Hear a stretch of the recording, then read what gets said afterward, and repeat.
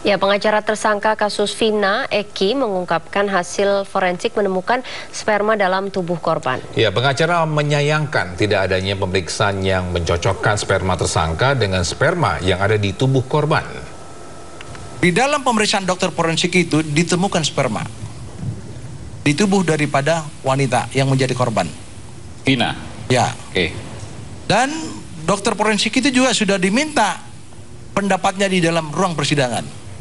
Seharusnya DNA sperma itu harus ditingkatkan DNA-nya untuk mengetahui itu milik siapa. Oke.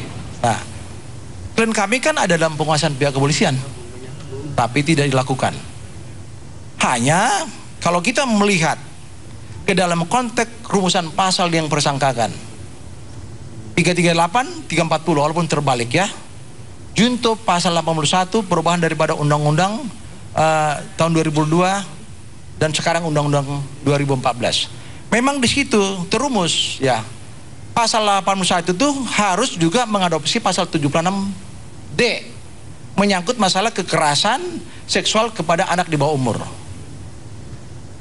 Kenapa sekarang ini ada orang bertanya-tanya, kenapa tidak menggunakan undang-undang masalah pasal tentang pasal belakang dulu Pak. Saya ingin tanya, itu Bapak tahu bahwa ada, mohon maaf tadi sebutkan tadi ya, ada sperma tadi itu di pengadilan sebelumnya tidak pernah tersebut di dalam BAP? Tidak, karena BAP kan kita dapatkan jadi dari ada di penuntutan itu? Iya. Di kejaksaan maksudnya? Jadi ketika ya, saya konfirmasi dulu Pak, artinya tidak pernah ada pada saat penyidikan di kepolisian, di penuntutan ada? Karena itu dalam satu berkas. Enggak, Pak, saya harus tanya ke Bapak, Bapak harus fair juga nih. Ya. Hal tersebut di penyidikan di kepolisian ada tidak? Ada, pasti ada. Karena itu diminta oleh polisi. Ada. Artinya bukan hal baru dong, Pak? Bukan. Oke, baik. Karena otopsi mayat itu kan diminta. Jadi janggalnya di mana menurut Bapak? Ya, artinya begini. Kalau ada dalam hasil temuan dokter forensik di tubuh korban yang dibedah mayat, ya, tentu kan ada tindak lanjutnya untuk meriksa DNA. Ya. Ini sperma milik siapa?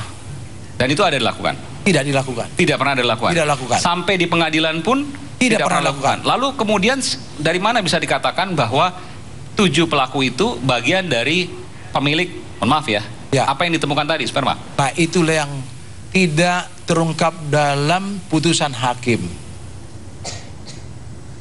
Oke. Menarik kan?